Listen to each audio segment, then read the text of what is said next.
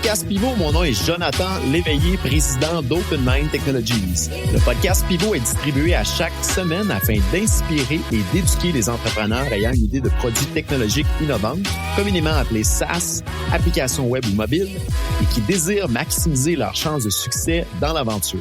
Nous partageons à chaque semaine trucs, astuces, histoires à succès ainsi que des apprentissages d'échecs d'entrepreneurs de renom.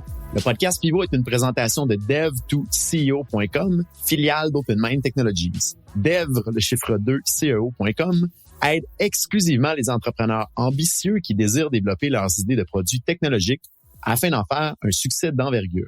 Cette semaine, j'ai le plaisir de vous partager le 2e épisode avec François Lantier-Nadeau de Snipcart/Douda, où François nous raconte sa 3e vie d'entrepreneur, soit du closing de l'achat de Snipcart par Douda jusqu'à aujourd'hui. Vous verrez que ce parcours est rempli de hauts et de bas. J'espère que l'épisode qui suit vous touchera autant qu'elle m'a touché durant l'enregistrement. Vous allez voir que François est vraiment une personne de cœur. Nous vous invitons également à vous abonner et à activer les notifications de nouveaux épisodes sur votre plateforme de balado préférée afin d'être notifié à chaque semaine des nouveaux épisodes. Sur ce, bonne écoute!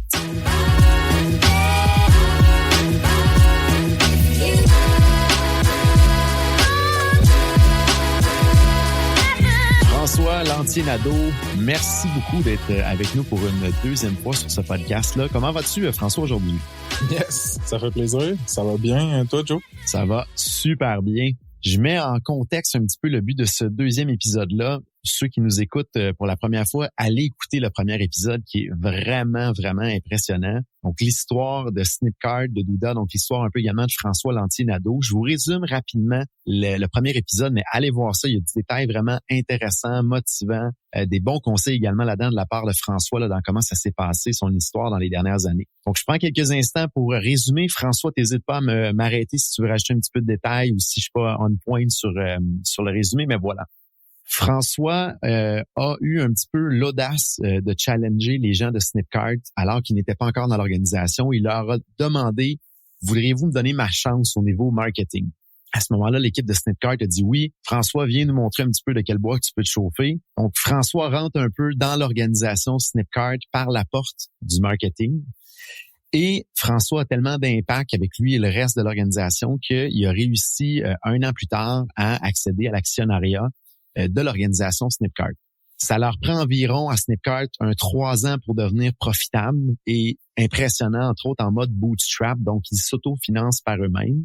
Et Snipcart est incubé à l'intérieur d'une compagnie de services. Ils sont passés de pratiquement 0 revenu en 2013 à au-delà de 7 chiffres de ventes récurrentes annualisées en 2020, ce qui est vraiment pas rien. Et durant cette aventure-là, François a monté dans son rôle et responsabilité jusqu'à la présidence de Snipcart en 2019. À travers tout ça, ils ont fait un spin-off de l'organisation Snipcart pour l'amener complètement indépendante. Et si on se retourne un petit peu en 2020, la vie, elle est belle, tout le monde est heureux, l'entreprise est profitable, quand même des défis à travers tout ça, mais on pourrait dire que juste ça en soi, c'est un succès d'être rentré par la porte du marketing, d'avoir accédé à la présidence, d'avoir amené l'organisation à rentabilité, profitabilité, l'équipe est contente, les clients sont contents. Ça, c'est la première vie un petit peu de François. Vous allez voir, il y a 3 vies dans son histoire. La 2e vie à ce moment-là, c'est qu'il reçoit un message de la compagnie Douda pour discuter. Et discuter à ce moment-là un peu d'une potentielle acquisition de la compagnie Snipcart par Douda. François, à ce moment-là, décline l'offre et pour réussir à se débarrasser un petit peu d'abord à discuter avec eux autres, François dit simplement, écoutez les gars, j'ai pas de disponibilité avant 6 mois pour vous parler. Donc, il se dit dans sa tête, je viens de réussir à me débarrasser là, d'une discussion que je veux pas vraiment avoir et ils me reviendront pas. Surprise, 6 mois plus tard, la gang de Douda reviennent cogner à la porte de François pour dire, hey, ça fait 6 mois, je pense qu'il faudrait qu'on se parle à ce moment-là, tu devrais être disponible, tu nous avais dit que tu serais disponible 6 mois plus tard. Donc, s'ensuit à ce moment-là des discussions par-dessus discussions pour voir qu'est-ce qui se passe un petit peu avec ça. C'est quoi l'offre de Douda envers Snipcart? S'ensuit énormément de discussions à l'interne entre les différents actionnaires de Snipcart et c'est tout ça qu'on détaille dans l'épisode numéro 1.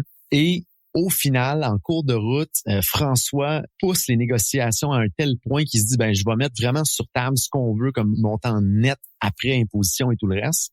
Et que c'est tellement élevé qu'ils vont nous dire non, puis on va arrêter là de mettre du temps là-dedans, puis on va continuer où ce qu'on en était avec l'entreprise. Donc, il envoie le fameux message qui est très ambitieux et direct en se disant « c'est fait, c'est terminé ». Et surprise, quelques jours plus tard, la gang de Douda dit « c'est beau, on close ça, on va de l'avant ».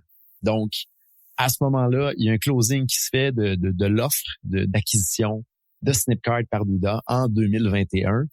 Et c'est un petit peu ce qu'on discute dans l'épisode précédent, qui est toute la phase d'ascension de Snipcart, la phase de négociation avec Douda.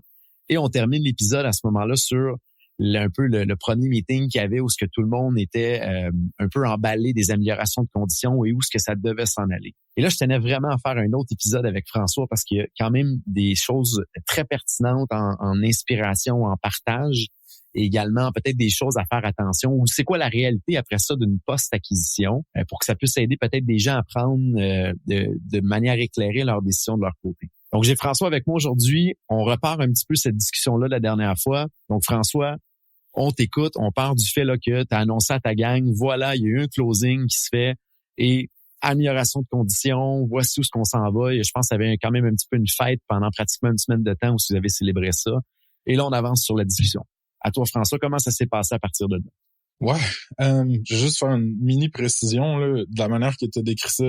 C'est comme si c'était tout un plan déjà fait dans ma tête, puis j'ai juste atteint ce succès-là, là, mais sans les gens de Spectrum qui ont lancé Snipcart, sans Georges, Vincent, Charles qui m'ont donné ma chance puis qui ont contribué beaucoup, je me serais jamais rendu, on se serait jamais rendu là. Fait que je voulais préciser ça, puis aussi t'as dit, fait que 2020, tout le monde est heureux, tout va bien. Mais actually, c'était la pandémie en 2020. Fait qu'on était vraiment pas heureux. Puis on allait vraiment pas bien, mais la business allait bien à cause que c'était du e-commerce puis ça allait exploser. Fait que ouais, j'encourage vraiment les gens pour toute la nuance, là, aller voir la première partie. OK. Donc là, on est en juillet 2021. Et puis, après 7 mois de négociation, on annonce à la team, c'est parti, on a vendu Snipcart, voici pourquoi qu'on l'a fait, voici où est-ce qu'on s'en va avec nos skis. Puis là, c'était super stressant parce que fallait qu'un minimum de développeurs puis de programmeurs restent on board pour être certain que l'acquisition fasse du sens pour Douda. Parce qu'on s'entend que dans une acquisition, tu peux faire un acquire, essayer d'embaucher pour le personnel puis le talent. Tu peux faire une embauche de technologie, de IP pour la technologie qui existe ou pour le book, tous les clients, les accounts qui existent.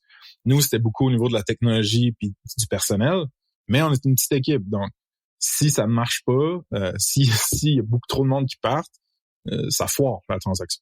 Fait que j'étais très, très, très stressé. On a annoncé ça. Ça a super bien passé, comme tu disais.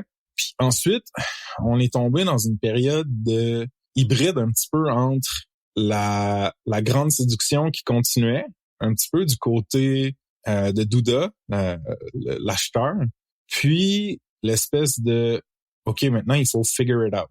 Genre on était dans une situation où est-ce que on était des programmeurs, des marketeurs à Québec qui codaient dans une technologie X, alors que Douda codait dans une technologie Y. Eux, ils ont des bureaux partout dans le monde, mais la majorité de l'engineering est en Israël, à Tel Aviv.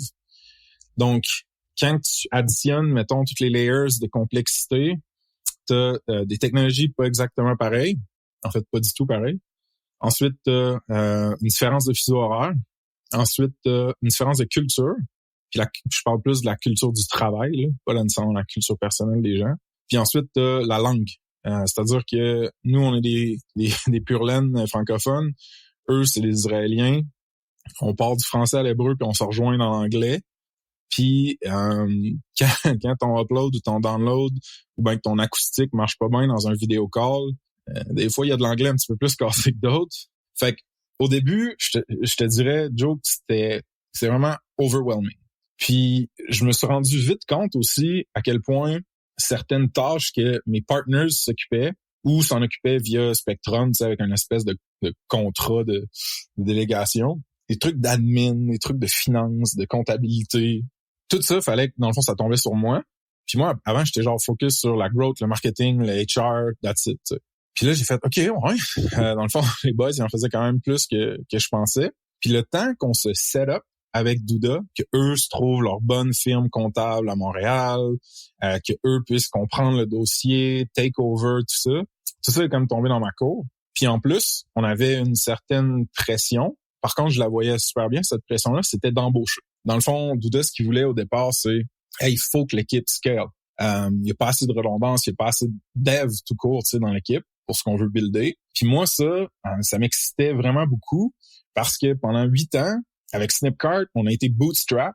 Puis on n'avait pas, mettons, tu prends l'échelle salariale moyenne à Québec-Montréal pour un programmeur, designer, marketeur, whatever. Mettons qu'on n'était pas dans le top. Puis c'est normal parce que fallait faire avec les moyens qu'on avait. Puis on était une compagnie bootstrap. T'sais.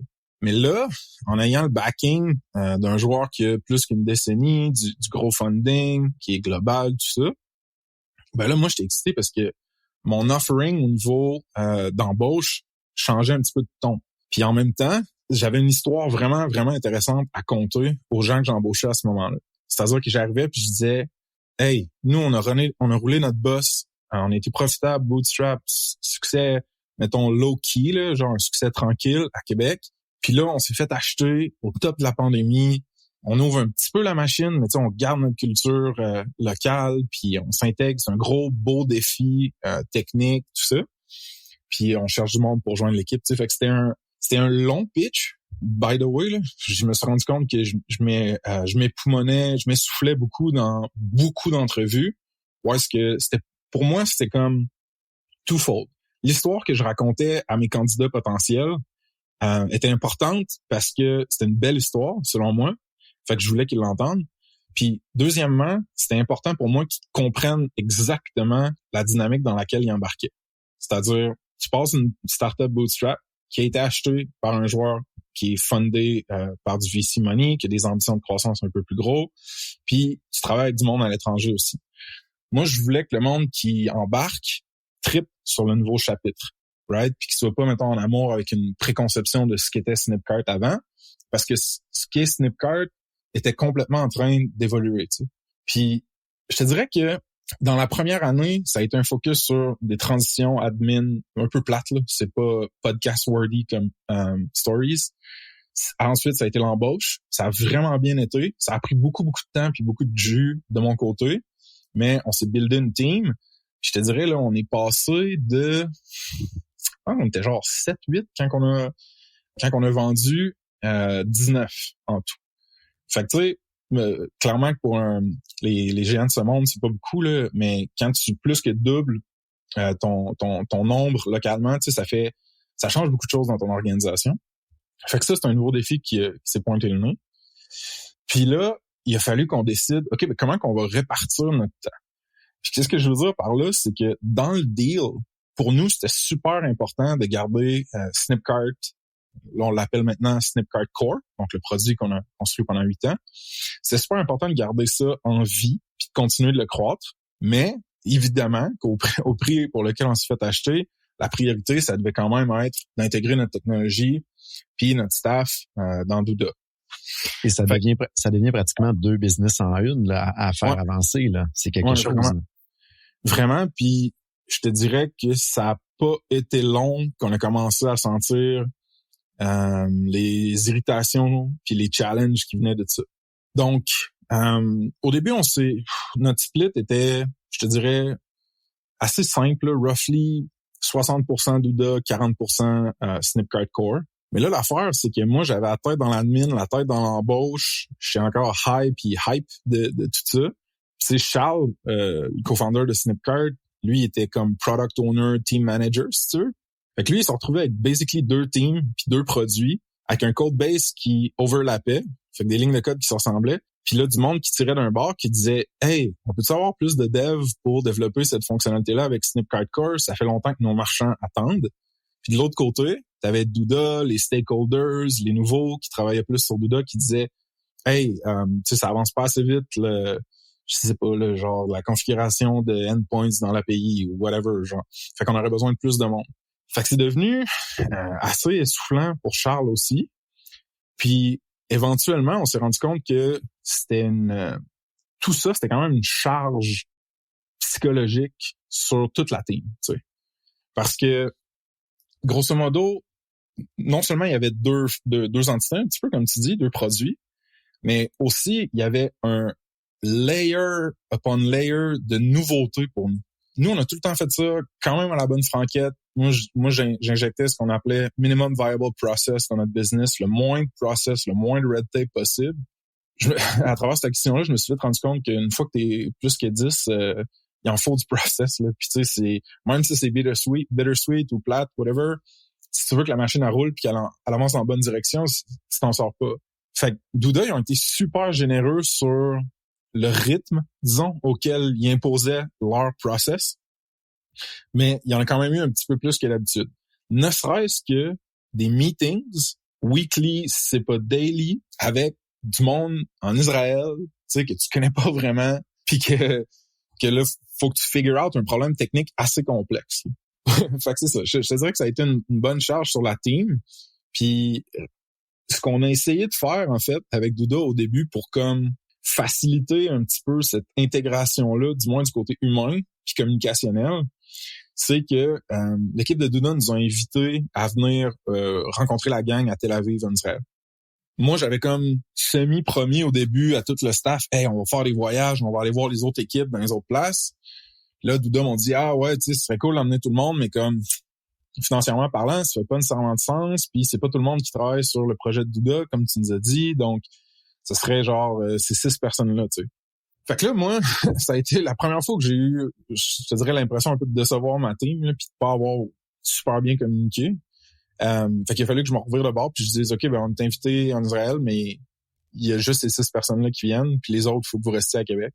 Puis là, bon, tu sais probablement comment c'est en tech, mais disons que les conditions de travail en tech sont assez excellentes, donc les gens, je sais pas, ça va sonner comme des shots fired à tous les employés en tech, mais regarde, j'en suis un aussi, fait que je vais le prendre, là.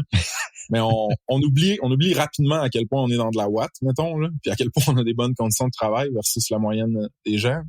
Fait que là, la moitié, tu sais, qui restait à Québec disait, ben là, nous, tu sais, on peut aller d'un chalet, puis genre chiller puis faire de quoi pendant que vous autres êtes là-bas, tu sais. On pensait voyager nous autres aussi. Fait que là, tu sais, t'es early post-acquisition, tu veux pas faire chier personne. Je me sentais mal, tu sais, comme leader, de mal avoir communiqué mes affaires. Oui, c'est beau, genre, on vous book un chalet, tout ça. Tu sais, ça a été comme un petite première péripétie peut-être de genre, OK, ouais, tu sais, c'est pas tout le monde qui est content au même niveau de ce qui se passe. Mais là, bon, je m'excuse pour le monde qui sont restés à Québec, là, s'ils écoutent ça, mais bon, ceux qui sont allés en Israël avec moi, ben, ça a été complètement débile. On a eu, tu sais, je veux dire, j'ai pas envie de sugarcoat, de downplay ça, là, ça a été une expérience incroyable. On était 6 à y aller. C'était en novembre 2021. Ouais. Fait que, tu sais, pour nous, c'était comme basically l'été à Tel Aviv. Le monde avait des manteaux puis des foulards là-bas. Puis c'était encore un peu la phase de séduction là, du côté de Douda. Tu sais, on vous accueille, il y a du monde qui vient vous chercher, vous avez un bel hôtel, on a planifié des activités, nanana. Il y avait une personne au RH qui s'occupait de nous autres, là, à nous bouquer tout. Fait que, tu sais, c'était comme un peu unreal. Puis en même temps, t'arrives en Israël, t'arrives au Moyen-Orient.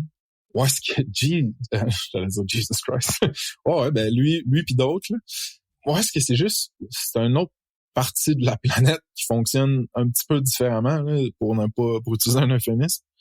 Fait que ça a été quand même un choc culturel à certains niveaux, je te dirais, là. Tu sais, mettons, la majorité du temps, on a travaillé, on a eu des meetings, des sessions de collaboration, on a rencontré le monde, on a bondé avec le monde, c'était vraiment cool. Mais, tu sais, les soirs, on sortait, puis on s'était gardé une journée pour aller, mettons, à Jérusalem, puis en ville sainte.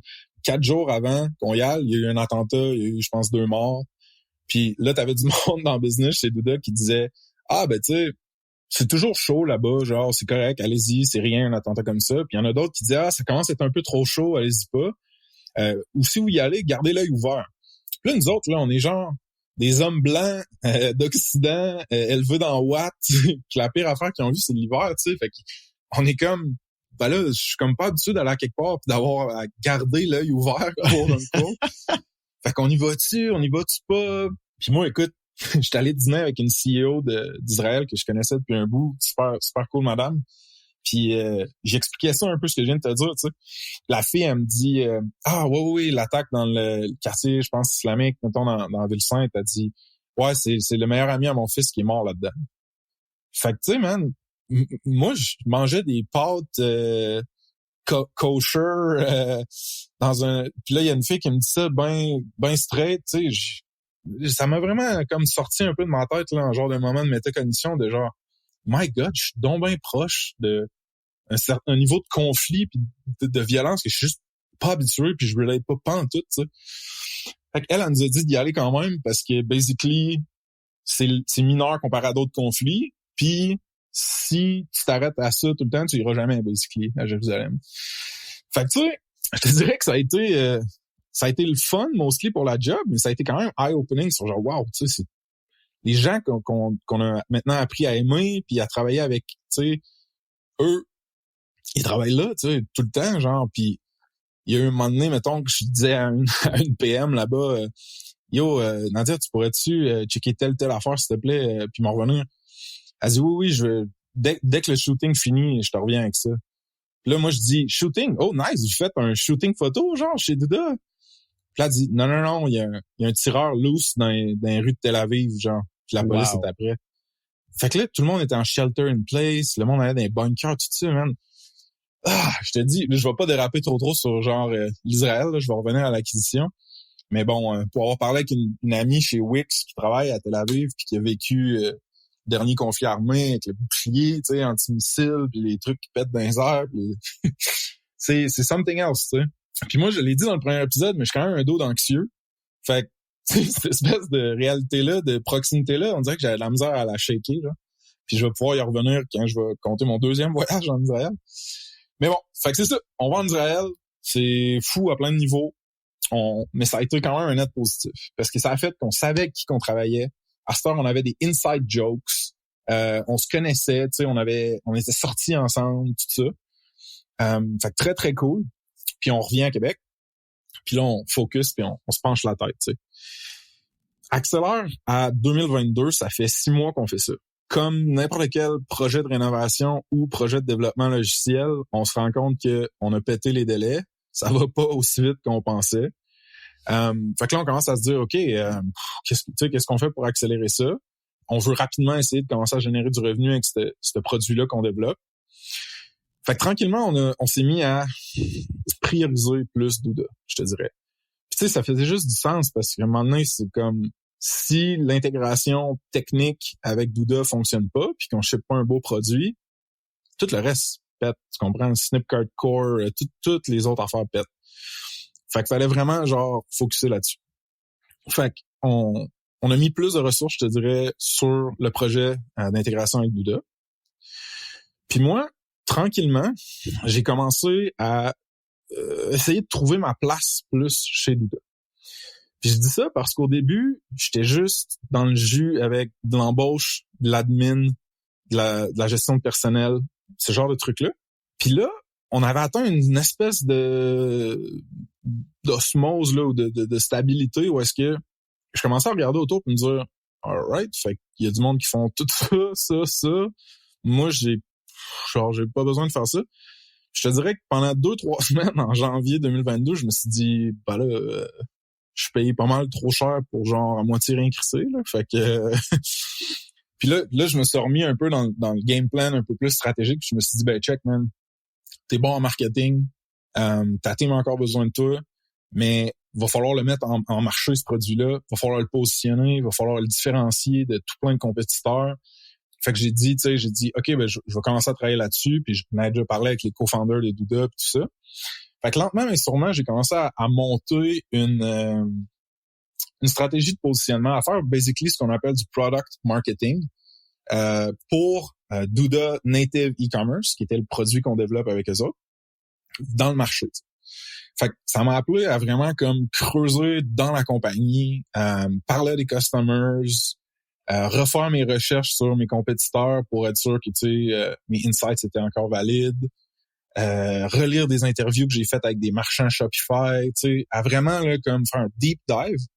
Ce qui était vraiment cool, c'est que j'avais du monde avec moi à Québec qui pouvait m'aider là-dessus. J'avais entre autres un data analyst que, by the way, l'embaucher, ça a changé ma vie. Là. J'avais dû faire ça au début de Snipcart.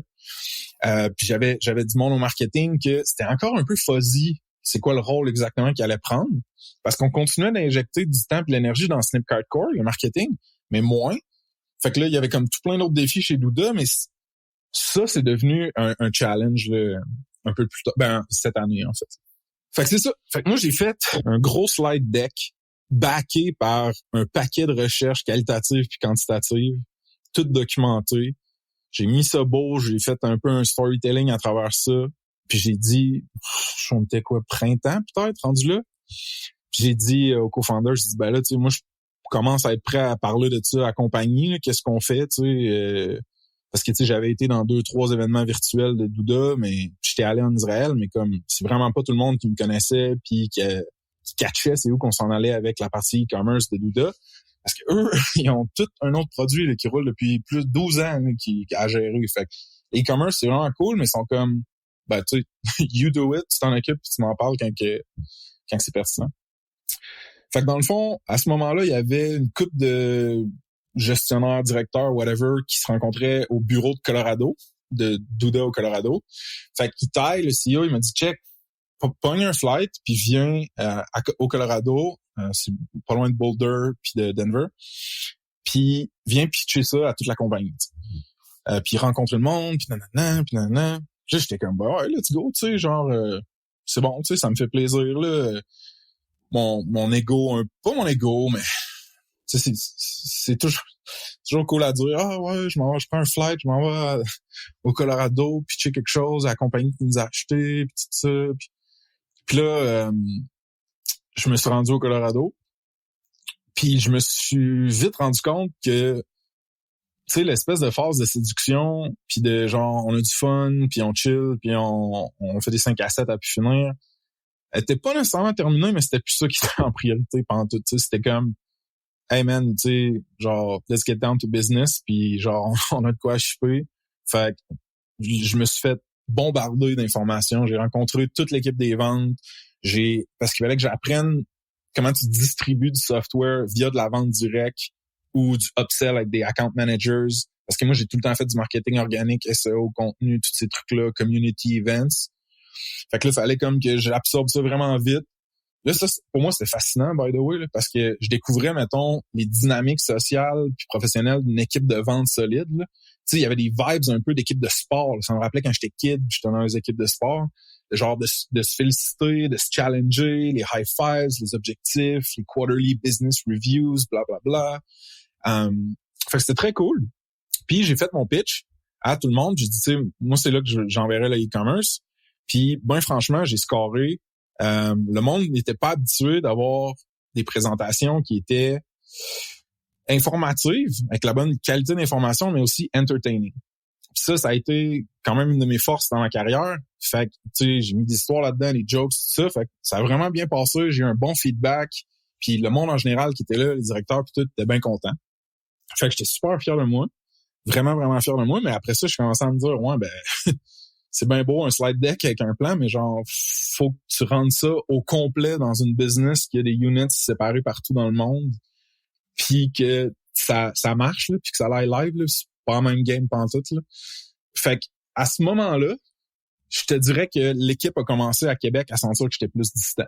J'étais plus dans le marketing, envoyer ce produit-là sur le marché puis que ça marche, rencontrer tout plein de monde chez Douda, comprendre.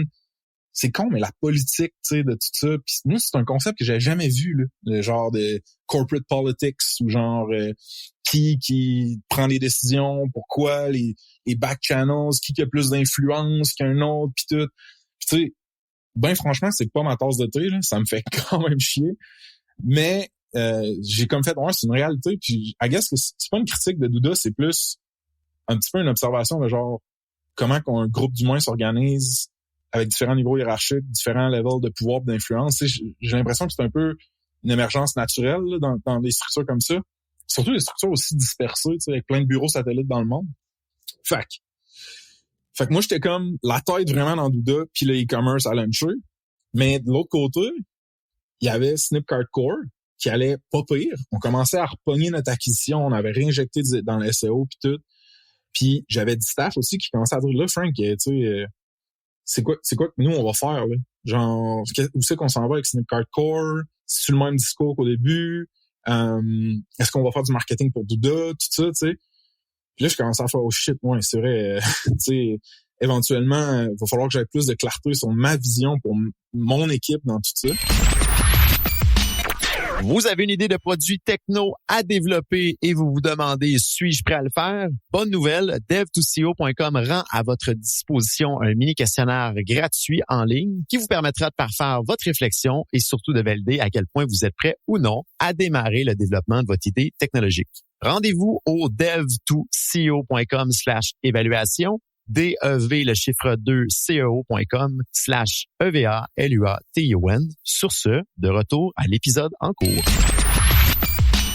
Fait que quand j'étais au Colorado, j'étais allé dîner avec le CEO, puis il m'a offert basically de prendre le poste de VP, Product Marketing et Content Marketing.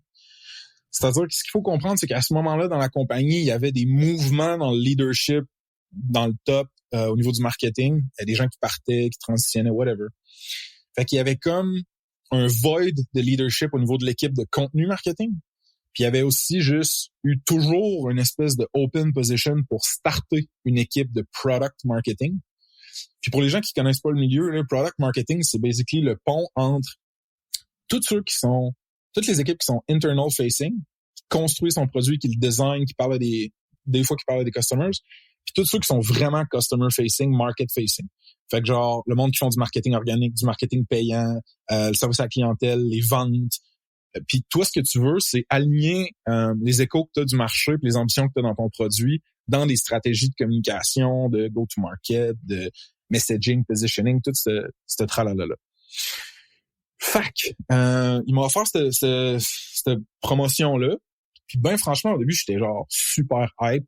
J'étais très excité. Je me disais, wow, tu sais, ça fit donc dans ma narrative de bon, ben genre, tu sais, j'ai commencé stagiaire au marketing, j'ai réussi à devenir CEO, puis là, notre compagnie s'est fait acheter. Après ça, je suis devenu VP dans cette compagnie-là. Puis moi, je voyais déjà la next step. Je disais, tu sais, cette compagnie-là va aller public, puis moi, je vais être un VP sur l'organigramme, puis il n'y en a pas 37 des VP, c'est une petite compagnie qui va public. Fait que genre, c'est gros, tu sais, pour ma carrière, pour mon CV, tout ça. Puis c'était aussi les conseils que j'avais d'un mentor à San Francisco qui a baigné plus dans le monde VC, high growth que moi, mettons. Fait que j'ai écouté ça, j'ai cherché beaucoup de mentorat de George aussi, mon ex-partner chez Snipcart, puis on est encore super proches. Puis je négociais à peine mon salaire, puis j'ai juste dit alright, let's go, all in, tu sais.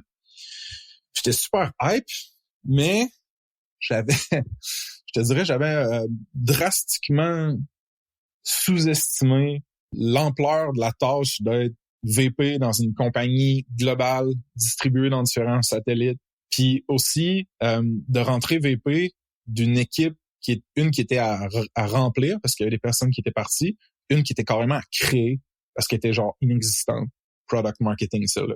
Puis c'est ça, j'ai comme été un peu trop YOLO, là, je te dirais, dans mon foncé là-dedans. Puis ça, juste pour mettre dans le contexte, là, on est comme vraiment début de l'été. Genre fin printemps, début de l'été. Mais j'étais fier, puis j'étais donc content, tu sais, d'avoir du monde dans la compagnie qui me propsait, puis qui me disait « Congrats, Frank, genre, on va faire des grosses affaires ensemble. » Du monde dans mon équipe, il y en a qui étaient contents pour moi. Il y en a qui étaient pas nécessairement pas contents, mais qui étaient juste flat, tu sais, qui acknowledgeaient pas nécessairement ça, je pense. Puis c'est correct, là, tu sais, moi, je pense que c'était clairement pour moi un pas qui me distançait de mon bureau de Québec. Fait que c'est ça, je me suis lancé là-dedans. Ça a commencé, je te dirais, par un autre voyage en Israël, parce que je devais connecter avec la VP Product, avec la VP Global Growth, avec je sais plus combien de VP et directeurs, directrices. Fait que je suis retourné en Israël. Puis là, ça a été pas le même genre de voyage, là. Alors que le premier, tu sais, je te disais, bon, séduction, tout ça. Le deuxième, ça a été un niveau d'anxiété que ça faisait longtemps que j'avais pas vécu, ben franchement. Il y a eu une fausse alerte à la bombe dans mon hôtel. Ça m'a fait, genre, faire quasiment une crise de panique. Il y a eu 60 heures de travail et plus par semaine. Je travaillais les soirs, puis tu sais, vu que mon time zone overlappait le soir avec l'Occident, ben je travaillais. Des fois, je partais après le monde qui faisait le ménage dans le bureau. J'ai recommencé à fumer. Je fumais des clubs back-à-back sur le balcon. C'était le seul break que j'avais parce que je travaillais toute la journée. Puis, tu sais, j'étais hype d'être là puis de rencontrer plein de monde, mais il y a même du monde qui venait me voir puis il me disait Yo Frank, c'est drôle, c'est cool que tu sois là, mais j'ai essayé de booker un meeting avec toi puis pour les 2 semaines que t'es là, il y a même pas de place dans ton calendrier. Puis moi je suis newbie, là, j'ai jamais fait ça là. Genre j'arrive YOLO là-dedans puis je me suis dit ben moi je vais dire oui à beaucoup de monde, à genre presque tout le monde. Puis je vais prendre tous les meetings parce que je veux que le monde voit que je suis un team player, que je care, que je veux apprendre puis contribuer, tout ça. Ça, c'était une erreur monumentale, ben franchement, d'arriver et de juste dire oui à tout le monde comme ça. Parce que ça m'a fait me tirer et m'arracher dans plein de places et de projets en même temps. Puis ce que je me suis rendu compte, c'est que historiquement, chez Douda, il y en avait eu un peu de product marketing, mais ça avait jamais vraiment bien fonctionné. Puis les gens avaient des attentes super élevées, puis basically un backlog d'affaires à faire pour le product marketing, que c'était comme cool, welcome on board, on aurait besoin de ça. Même chose pour le contenu, puis moi j'étais comme, tu sais guys, genre je veux aider, puis je suis là pour ça, mais j'ai pas d'équipe, j'ai personne qui travaille au product marketing pour moi. Puis en contenu, pendant un bout, j'avais juste 2 personnes, une social puis une plus rédactrice. Fait que j'étais là, tu sais, genre, c'est juste physiquement impossible que je fasse ces affaires-là. Fait que moi, je me suis mis à chipper un petit peu dans l'opérationnel quand je pouvais. Je me suis mis à me dire, bon, mais là, faut que je règle ce problème-là. OK, on part en embauche. Mais là, on part en embauche. Quand tu pars en embauche avec Douda, une compagnie internationale qui est genre plus que 200 employés, tout ça, c'est pas Frank qui t'écrit sur LinkedIn puis qui fait ça à bonne franquette, je t'amène dîner, je te fais le pitch puis tu signes la semaine d'après, là. C'est genre 6 entrevues. C'est genre du software dédié à passer du monde en entrevue. C'est genre plein de stakeholders avec différentes opinions puis différents niveaux d'influence, disons, qu'eux autres qui arrivent puis ils disent tu sais, je pense pas que tu devrais prendre ces personnes-là pour ça. Puis là, moi, tu sais, je suis pas encore confiant, là, genre, je suis encore un peu petit dans mes shorts, genre, ben là, eux, ils connaissent l'organisation, tu sais. Genre, ça fait 10 ans qu'ils sont là, ils ont peut-être vu du monde de même se péter à la gueule. Fait que ça me laissait tout le temps ambivalent. Je savais jamais comment caller mes shots pour l'embauche. Fait que ce que j'ai fait, c'est, ben tu sais, qui pourrait m'aider à Québec, dans le fond? Parce que là, je me suis rendu compte que j'arrivais pas puis qu'il fallait que j'utilise un peu des ressources que j'avais si j'étais pour m'en sortir. Fait que ouais, ce voyage-là en Israël, ça a été super difficile pour mon psyché. J'ai, ben franchement, en revenant, je suis passé proche du burn-out, mais je suis revenu. Puis on a eu, je sais pas si c'était direct avant que je parte ou direct après que je revienne, mais whatever, là, c'est à peu près le même time frame. Puis Charles puis moi, on a commencé à regarder plus sérieusement les chiffres de Snipcart Core, avec l'aide justement de ce data analyst-là que je parlais, Marc. Puis on s'est rendu compte, dans le fond, que ça allait bien, Snipcart Core, mais c'était pas, tu sais, en explosion, en croissance accélérée. Fait qu'on a commencé à se dire, ben, tu sais, qu'est-ce qu'on fait, tu sais, avec Snipcart Core? On a flirté, je te dirais, avec l'idée de juste shotter ça down, tu sais. Genre juste fermer le produit puis tout ça. Il y en a dans l'équipe qui nous encourageaient à faire ça. On a flirté avec l'idée d'embaucher du nouveau monde juste pour scaler Snipcart Core. Après, puis on a settle sur une espèce de choix que je vais appeler temporaire là, pour les fins de l'exercice, là, mais grosso modo, on s'est dit, hey, on va faire un peu d'autopilote pour notre produit Snipcart Core. OK? Ça, si tu le mets en contraste avec ce que j'ai dit au début de l'acquisition, qui était, hey, Snipcart Core s'en va nulle part, Snipcart Core va croître, on va continuer d'investir là-dedans. Là, c'est un discours drastiquement différent. Je dis pas, hey, fuck ce produit-là, on le ferme, mais je vous dis, hey, on n'arrive pas au marketing, on n'arrive pas en dev avec notre projet Douda, donc focusons-nous là-dessus pendant un bout, puis comme, let's figure out ce qu'on fait avec Snipcart Core. Parce que, tu sais, je suis pas gêné de dire ça, genre, Snipcart Core, c'est un produit qui est mature, qui a des modèles d'acquisition qui roulent, tu sais, beaucoup organiques. Il y a beaucoup de support qui a été fait par la communauté. C'est des devs qui l'utilisent, fait qu'ils sont très, très habiles, très autonomes. Puis on a déjà une base de clientèle qui font, il est configuré, puis il est installé Snipcart, puis ça roule, puis leurs revenus continuent de rentrer, nos revenus continuent de rentrer. Fait qu'à ce niveau-là, c'était, comment dire, réaliste, je pense, pas optimal, mais réaliste de le mettre sur autopilote un bout pour voir ce qu'on allait faire avec ça. Par contre, ce que j'avais pas, ce à quoi je m'étais pas attendu, c'était un petit peu genre la réaction de différents développeurs. Puis oui, c'est ça, je l'ai annoncé ça avant que j'aille en Israël la deuxième fois. Parce que dans mes derniers jours en Israël, à 8h30 le soir là-bas pour moi, il y a un dev qui était avec nous depuis 5 ans, je pense, 4-5 ans, qui m'a appelé puis qui a dit « Hey, on peut-tu se parler, Frank? » Je dis « Hey, pas de trouble, man. » Il m'a dit « Écoute, tu sais, moi, je me sens mal de dire ça, puis tout ça, mais j'ai réfléchi, puis tu sais, je préfère être dans une startup plus bootstrap, plus petite, comme on avait avant, tu sais, basically. Fait que je m'en vais, tu sais, pour une startup dans le genre à Québec.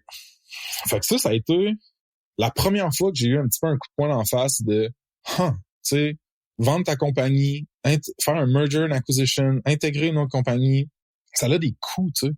Ça n'a pas juste genre un fat chèque puis comme des promotions puis des meilleurs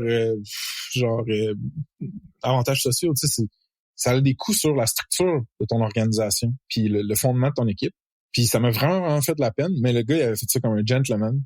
Puis j'ai dit écoute, je comprends, tu sais, il y a pas de trouble, puis je t'encourage à faire ce qui va te rendre heureux, tout ça. Fait qu'en revenant d'Israël, ce que j'avais pas vraiment à anticiper, c'était un petit peu puis ça, c'est parce que honnêtement, j'étais plus assez proche de mon équipe de développement. C'était le backlash des devs qui disaient, tu sais, Frank, Charles, vous prenez les décisions que vous voulez, là, c'est correct. Mais si vous nous mettez Snipcart Core sur autopilote, puis qu'on est tous la tête dans Douda, nous, le service à la clientèle de Snipcart Core, tu sais, on aimerait mieux moins en faire ou pas en faire idéalement. Fait que, s'il vous plaît, genre, organisez-nous ça. Puis je les comprends, tu sais, parce que nous, on amenait un futur incertain pour notre produit initial. Puis eux, ils étaient comme barouettés dans tout plein de challenges. Puis la partie service à la clientèle, c'est crucial, mais c'est pas nécessairement la partie que notre staff aimait ça le plus faire. Puis ça avait pas le choix de du staff technique qui le faisait. Parce que c'est un produit pour programmeurs, tu sais. Fait que c'est des programmeurs qui t'écrivent avec des questions, qu'il y a des excerpts de code dedans, tu sais. Fait que ça, c'est comme quelque chose que j'avais pas vu venir, mettons. Puis ça a créé quand même de l'irritation dans mon équipe. Donc, une fois qu'on était rendu là, au début de tout ça, là, de genre Frank va être VP Product Marketing, on va mettre Snipcart un petit peu sur autopilote. Douda était super content. Parce que Douda faisait OK, ben Frank, nice, tu chip in, tu t'es all-in avec nous autres, tu vas en avoir plein de valeurs à plein de niveaux. Puis, toi puis Charles, vous avez pris vous-même la décision de investir la grosse majorité de vos ressources dans l'intégration avec Douda, ce qui nous bénéficie, tu sais. Fait qu'au début, c'était ça leur viewpoint, mais au fur et à mesure que les mois qui viennent juste de passer, sont passés, les choses ont drastiquement changé à plein de niveaux. Je m'explique. Comme certains auditeurs le savent peut-être, le market, le marché, virait de bord un petit peu, là, entre autres pour les compagnies de tech. C'est pas aussi facile que c'était de lever de l'argent. L'évaluation des compagnies est beaucoup plus raisonnable qu'il l'était. Les objectifs de croissance, d'atteinte de revenus, tout ça, sont beaucoup plus difficiles à aller chercher. Fait qu'il y a beaucoup de compagnies de tech. Tu sais, vous avez probablement vu les headlines là, de Shopify qui laisse partir 10% du monde, de Wix. Il y en a eu tout plein. Fait que ça a comme vraiment commencé à être le background macroéconomique dans lequel on était cet été. T'sais. Puis même avant, c'est juste que ça a comme rattrapé Douda plus là. T'sais. Fait qu'il y avait ça. En même temps, il y avait un mix de frustration au niveau de justement là, de Snipcart Core. Puis il y en a qui jugeaient que c'était pas ça le deal au début. Le deal, c'était plus de continuer à investir là-dedans puis tout. Tu sais, pour nous, c'était une décision vraiment difficile parce que Snipcart Core, on a, tu sais, Charles, moi, puis certains qui étaient encore dans le team, on a mis des années là-dedans, hein, puis genre, on aimait ça bord en bord, puis on continue d'aimer ça. Mais fallait honorer un peu ce deal-là avec Douda, tu sais, puis il y avait des choix difficiles à faire. Fait qu'au fur et à mesure que l'été a avancé, moi, à l'intérieur de chez Douda, j'ai commencé à entendre, tu sais, un peu deux choses. Un, il y a des coupures qui vont s'en venir. Puis deux, je sais pas si ça fit, tu sais, un peu Frank comme poste de VP. Je l'entendais pas nécessairement explicitement, mais moi, je le disais à mes boss, puis je disais, écoutez, guys, genre, je travaille 6 jours semaine, les soirs puis le week-end. Tu sais, je comprends pas pourquoi je fais ça. Genre, j'aime ça, là, Douda, là, j'aime ça, la tech, le produit, tout ce qu'on fait. Je trouve ça cool, mais comme, je l'ai vendu ma compagnie, là, tu sais. J'ai pas besoin de grinder en ce moment comme un malade, puis je vois, genre, j'ai pas envie que ça me coûte ma santé mentale de prendre une promotion, tu sais. Puis à travers tout ça, ils ont embauché un CMO, vraiment un sharp guy, nice guy, mais pour moi, ça devenait mon nouveau boss, lui. Alors qu'au départ, j'avais une relation directe avec les co-founders. On avait négocié ensemble pendant 7 mois. On s'était vu à Québec, on s'était vu en Israël. J'avais pas le feeling d'avoir à report to, puis à être genre redevable de. Tu sais, j'avais l'impression de plus de collaborer avec eux. Fait que là, lui, le nouveau CMO, il arrive, tu sais, puis c'est un bon manager de plus grosses compagnies. Fait qu'il a son style à lui. Puis là, moi, je me dis, tu sais, ça fait un autre layer de changement par-dessus, de genre, OK, ben là, on va avoir un bi-weekly meeting avec tel autre leader dans l'organisation, puis I expect you to come prepared, puis nanana. Là, mon espèce de teenager, rebelle, whatever, commençait à faire genre, what the fuck, man, esti, genre, pourquoi faudrait que j'y fasse des trucs pour lui, je sais qui, lui, tu sais.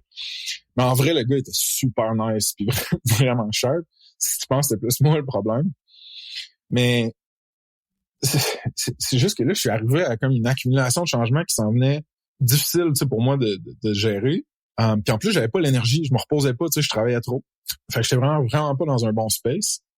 Puis là les coupures, tu sais, sont devenues plus genre, comment dire, réalistes, là. Tu sais, c'était plus juste à l'horizon, c'était comme à peu près à tel mois, on va avoir à peu près tant de monde à couper. Puis en même temps, moi j'étais en train de me builder une petite équipe de marketing à Québec, tu sais, avec du monde qui travaillait plus sur Snipcart Corp. J'avais dit de mettre ça en autopilote pendant un bout.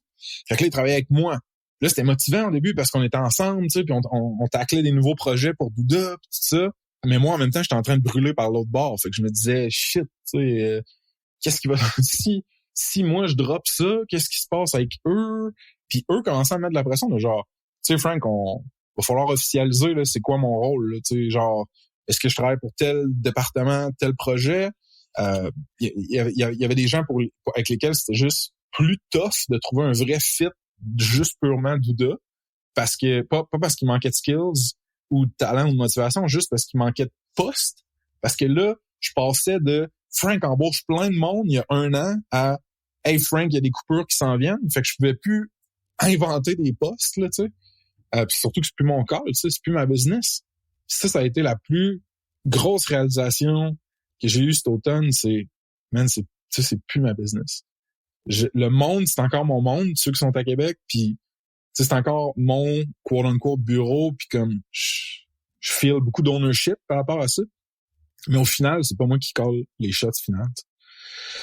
On a essayé, là, on a fait ce qu'on pouvait, on a essayé de checker avec les HR, on a essayé de checker, de convaincre tel stakeholder, d'essayer de faire tel changement au niveau du personnel, tout ça.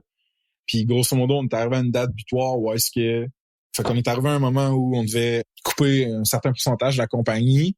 Fait que moi, il fallait que je laisse partir 3 personnes. Ça a pas été super le fun. J'haïs ça, faire ça, ben franchement, mais tous les bureaux coupaient chez Douda, puis nous, il fallait qu'on suive un petit peu. Fait qu'on a laissé partir 3 personnes. Tu sais, les gens, il y en a qui l'ont pas vu venir, il y en a qui l'ont vu venir. Puis tu sais, quand tu fais ça, un mass layoff dans une compagnie un petit peu plus grosse comme ça, c'est pas genre tu vas prendre un café avec tout le monde puis t'en parles pendant chaque jour. Non, il y a genre un process là, puis une séquence d'événements, de communication, d'update, de permission. Vous roulez au quart de tour parce qu'il faut que toute la compagnie comme s'update en même temps. Je sais pas comment l'expliquer, mais fait que tu sais, c'était pas mécanique, mais c'était très rapide, très efficient. Puis c'est pas de même que j'étais habitué de faire les affaires là. Fait que c'est ça a été quand même triste, là. Il y a eu beaucoup d'émotions, de la frustration aussi de certaines parts. Puis beaucoup de communication à faire à mater, mais genre, tu sais, ben, qu'est-ce qui s'en vient après? Va-t-il y en avoir d'autres des coupures, genre? Ou où c'est qu'on s'en va avec nos skis, là? Je te dirais que à ce moment-là, il y a aussi 2-3 jours après qu'on ait annoncé ça, il y a un autre dev qui a quitté pour aller elle aussi dans une start-up plus locale, tu sais. Parce que, tu sais, je pense rightfully so, certaines personnes qui étaient avec Snipcart avant, il y avait une image puis un feeling de c'était quoi travailler là. Puis il y en a pour lesquels c'était dur de laisser partir ça. Parce que c'était plus exactement ça. Puis à certains niveaux, c'était juste plus pantoute ça. Puis si ces gens-là étaient plus heureux dans cette vibe initiale-là, pré-acquisition, c'est leur droit, tu sais. Puis Charles puis moi, on s'est rendu compte que, basically, le prix, mettons, humain, là, pour l'acquisition, on le payait genre 1 an et demi, 1 an différé, tu sais. C'est comme, ça arrive pas vite. C'est pas des trucs qui bougent vite puis que les répercussions arrivent vite. C'est long. Ouais. Fait qu'à ce moment-là, moi, j'étais sur le bord de craquer. Puis j'ai dit à mes boss, j'ai dit, écoutez, c'est pas compliqué. Moi, je suis malheureux. C'est trop de changements back-à-back. J'ai plus envie d'être VP du tout. Je suis tiré de toutes les bords. Il y a du monde qui ont plein d'attentes pour moi. Il y en a qui sont déçus déjà. J'ai pas d'équipe à moitié. Il y a des trucs qui bougent de mon côté dans mon équipe. Je commence à me faire dire par certaines personnes, ouais, t'es distant, genre, ouais, t'es plus vraiment dans le bureau de Québec. Puis j'ai dit, tu sais, j'aime encore ma gang, j'aime encore Douda. Puis j'aimerais ça, tu sais, s'il vous plaît, avoir une démotion. Fait que, je sais pas si c'est ça le bon mot, mais l'inverse d'une promotion. Puis j'ai dit, moi, tu sais, au final, j'en ai rien à foutre du bonus de plus puis du titre de plus. Les autres projets que j'ai pour ma vie, pour le futur, ils ne nécessitent pas un CV rempli. Je vais les faire moi-même ou joiner du monde qui ont starté de quoi, tu sais. Fait que j'ai dit ça. Puis c'est bon, c'est sûr que le monde était déçu, là, tu sais. Il avait investi quand même de l'espoir puis un peu de cash puis de temps dans moi. Puis moi, j'arrivais puis je disais, ben, je veux revert à, je m'occupe du bureau de Québec. Puis, je fais du product marketing puis du product management, mais juste pour le produit qu'on développe. Un peu comme je faisais avant, tu sais. À l'hiver, mettons. Fait que j'ai fait comme 4 mois-ish, comme VP. Puis, quand on a annoncé les layoffs, en même temps, j'ai annoncé que je droppais ce poste-là. Puis, j'essayais d'amener, je pense, une espèce de counterbalance de check, je reviens ici avec vous autres, là, puis genre, je suis là pour vous autres, puis pas juste pour vous autres, pour moi, parce que moi, j'en ai besoin, puis c'est ça qui me manque, tu sais. Fait que ça a été un tough time. Il y a eu un autre départ 2 semaines après ça, 2-3 semaines après ça, dans notre équipe. Fait qu'on est retombé à 11, je pense, ou 10 en tout, quand tu calcules tout ça, là. Il y a du monde aussi, tu sais, qui était de Douda puis qui sont partis, fait qu'ils travaillaient avec nous autres, mais là, finalement, plus, en tout cas. Fait que ça a bougé en tabarouette, puis après ça, moi puis Charles aussi, on s'est focusé sur trouver une solution pour le support puis le futur de Snipcart Core. Puis on en a trouvé une. Elle est super positive. Je peux pas nécessairement en parler encore là, parce que l'encre est pas sur les papiers, mais tu sais, on care beaucoup à propos de Snipcart Core, le produit. Puis en toute transparence, dans l'état macroéconomique des choses, Douda, qui possède maintenant ce produit-là, care aussi beaucoup à propos du 1+ million qu'on génère par année avec un produit mature qui roule. Ben, il peut pas rouler sur l'autopilote là, parce qu'il c'est pas un PDF converter là, genre il y a pas mal de maintenance à faire puis de service à la clientèle puis de marketing idéalement. Fait que Douda voulait, tu sais, le discours a comme un peu changé, c'était comme non, tu sais, genre let's figure out a way que ça reste en vie puis que ça aille bien puis tout ça. Fait que au début, j'étais un peu off, j'étais comme ben là au début le discours était l'inverse. Mais après ça, j'étais comme, ouais, mais c'est pour le mieux, dans le fond, parce que ça va me forcer à trouver une solution pour que le produit qu'on a buildé continue d'exister, puis idéalement de croître même. Fait que c'est ça, là, on va annoncer ça bientôt, ce qu'on a trouvé pour ça. Puis tu sais, ça va offloader aussi une bonne partie de mon équipe. Fait que c'est ça. Puis là, ça nous amène à peu près à aujourd'hui, I guess, là. Après, comme tout ça, moi, mon rôle s'est rendu Head of Québec puis E-commerce Product Manager, dans le même. Ça sonne comme si j'étais le premier ministre de Québec, je trouve très drôle. Puis sinon, ben, je m'occupe plus de ma team, je retourne plus travailler au bureau. Puis, en toute franchise, que les personnes qui n'étaient plus ou moins heureuses partent, ça l'a amené quand même un boom de positivité puis dans la vibe de l'équipe. Puis c'est pas quelque chose pour disser ces personnes-là. C'est plus pour dire, quand t'es pas heureux, puis t'as plein d'irritants, puis qui s'accumulent, éventuellement, ça come out d'une manière ou d'une autre dans l'équipe. Puis ces personnes-là étaient aware de ça aussi. Fait que tu sais, ça a comme fait une espèce de clean slate dont on retourne à, on est notre petite team, encore un peu indie à Québec, puis on travaille sur ce gros produit-là. Puis tout le monde est in dans ce chapitre-là. Mais tu sais, il y a eu des péripéties puis des répercussions avant qu'on se rende là. Puis moi, ça a complètement changé, genre, mon état psychologique. Je suis trop... La première fois qu'on s'était parlé, Joe, j'étais deep là-dedans. Genre, ça s'en venait, là, ça se faisait. Puis à ce temps, je suis 10 fois mieux. Je vais plus travailler au bureau. On a plus de fun. Je suis plus concentré. J'ai réussi pour la première fois en genre 6 mois à prendre le dessus de mes emails, mes courriels, mes notifications Slack puis Notion. Fait que je suis vraiment content d'avoir fait cette espèce de pas en arrière là qui me permet, je pense, de mieux avancer. Puis encore une fois, j'ai parlé comme une espèce de déchaîné pendant 1 heure. J'imagine que tu peux faire du montage ou me poser. Pour ça, je te dirais, c'est ultra pertinent ce que tu nous partages aujourd'hui parce qu'on a, je pense, peu la chance de voir un peu qu'est-ce qui se passe post-acquisition, surtout quand c'est une entreprise là, qui a peut-être des visites à la bourse, qui est autant dans des time zones différents.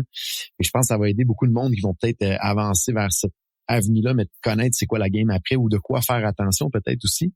Puis, tu sais, c'est toujours des hauts et des bas dans nos organisations aussi. Il y a toujours des départs, on le sait.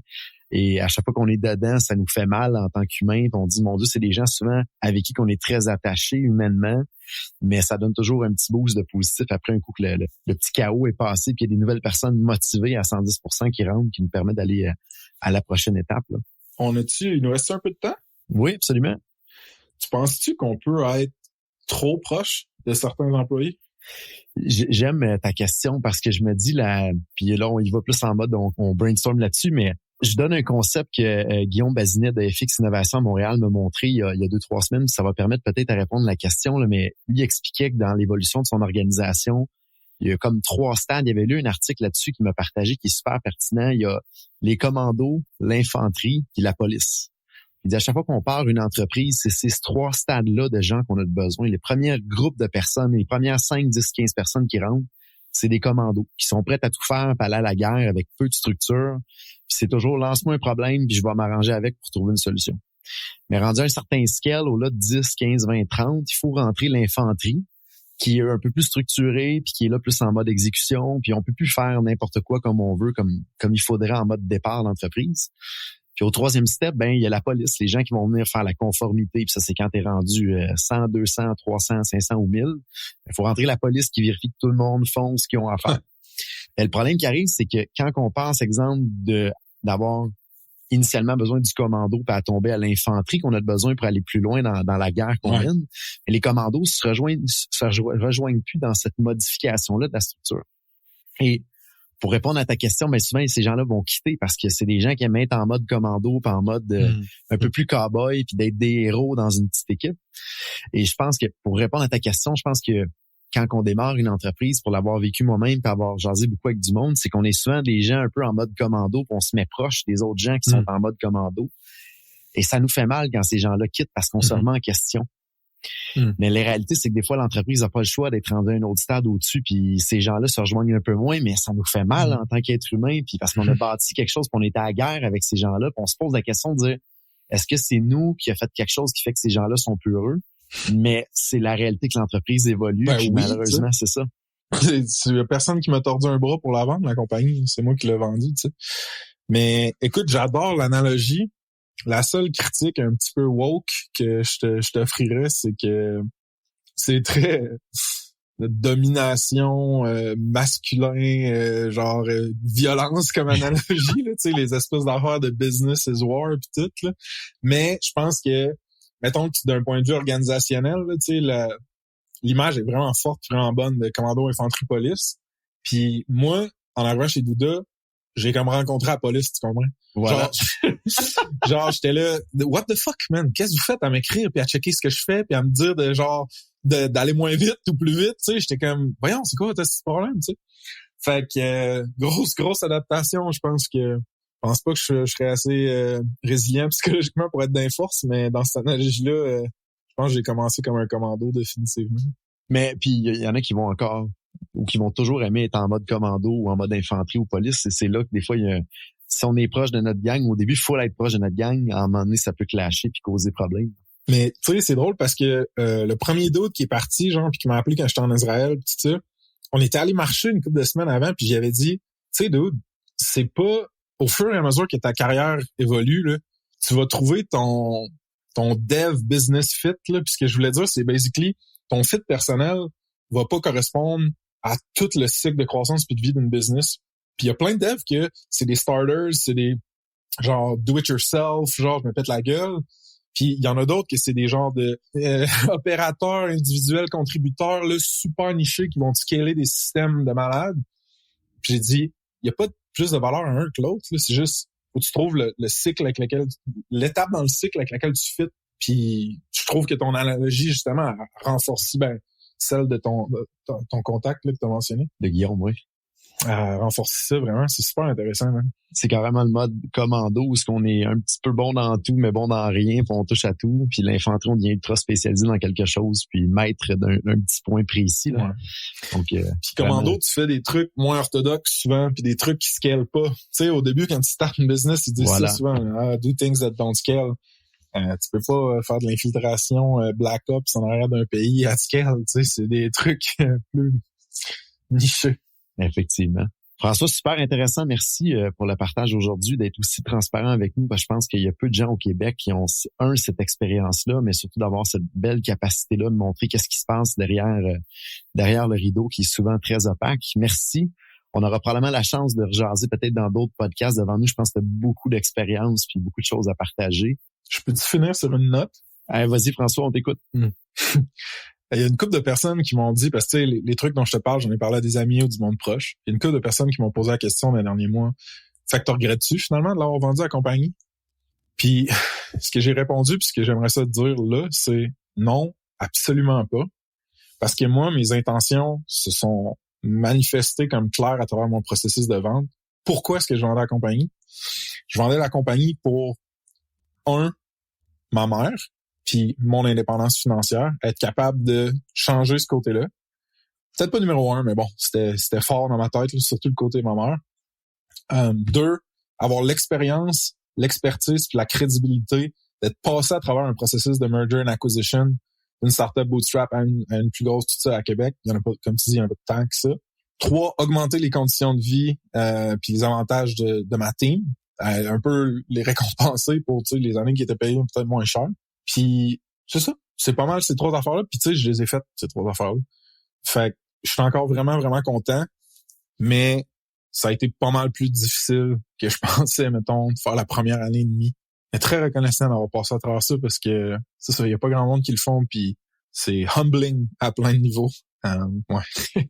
Et ça doit être challengeant à travers cet épisode-là où ce que tu dis, faut que je travaille comme un malade, tout le monde me regarde, tout le monde me met de la pression, tout le monde veut que je livre quelque chose qui aurait voulu que ça soit déjà livré il y a 6 mois, mais j'ai pas d'équipe ou peu d'équipe. Puis tu regardes le compte de banque, tu te dis, j'en ai-tu vraiment besoin? Donc, ça doit être très difficile psychologiquement de dire, je veux-tu vraiment tout subir?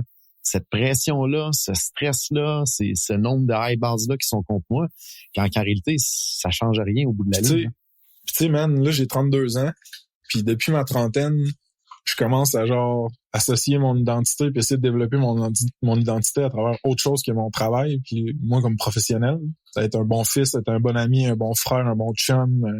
Fait que, tu sais, à cette heure, genre, j'ai le goût d'investir là-dedans aussi. Puis pas juste dans le grind, puis comme prouver que je suis bon, puis que je catch telle affaire ou whatever. Fait que, ouais, mais là, j'ai un bon sweet spot. Fait que prochaine fois qu'on se parle, on verra je suis rendu où. Fantastique. Ça va être le fun de te suivre, François. On te réinvite pour certains dans d'autres épisodes devant nous. Quelque chose merci à rajouter, pour François? Ce que tu fais, ben, merci à toi pour ton partage. Parce que sans des gens généreux comme toi, je pense qu'on pourrait pas partager puis inspirer les gens. Est-ce qu'il y a quelque chose que tu voulais rajouter avant qu'on termine aujourd'hui, François? Keep it real. J'adore. On continue à te suivre, François. Merci beaucoup. Bye bye. À bientôt.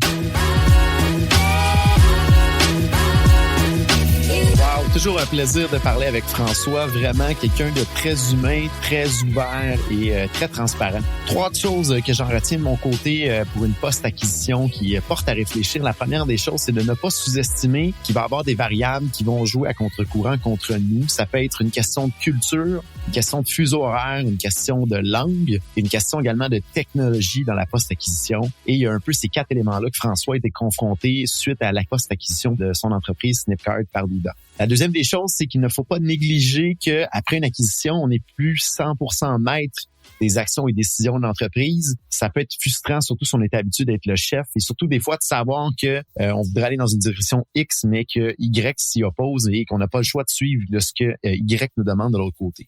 Autre élément que j'en retiens, c'est que ça peut être difficile dans un revirement économique Il peut y avoir parfois des licenciements de masse qui peuvent être demandés par en haut. C'est dans une grosse structure, une grosse machine comme ça, quelque chose qui demande énormément de coordination et ça peut être un petit peu au dépend du côté humain. Côté humain, souvent que nous, avec notre gang, est plus importante ou plus proche. Mais là, on n'a pas le choix de suivre les règles de ce qui se passe en haut et ça devient un petit peu brise-cœur au bout de la ligne.